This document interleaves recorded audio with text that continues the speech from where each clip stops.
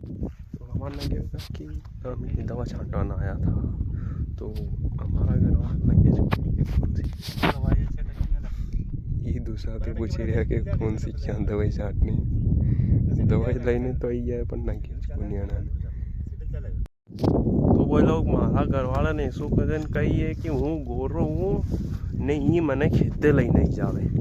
अब मारो जावानो आई अब मारा कॉलेज चालू हुए वाला है ने ई लई नहीं आया मने काड़ो करवाना खेती। अब देखी सकता हो हमें आना नहीं सोच। अब मुँह होची रहो कि वहाँ जाऊँगा ने कहीं ना कहीं करांगा कमान नगे जे नहीं लई नहीं गया है मने खेते। अब मारो मन वही रही है कि नहीं जाऊँ फटाफट इंदौर। तो हमारो कहीं विचार है बता जो मैंने। तो ठीक है चला अपने। तो भाई लोग कार्यक्रम चालू हो चुका है। तो आज बहुत जोर का तड़का लग गया है हमें और दवाई छटने का काम चालू होने वाला है जल्दी ही। तो ये जा रहे हैं बड़े पापा और ये आगे और हम उनके पीछे पीछे। तो देखते हैं क्या होता है।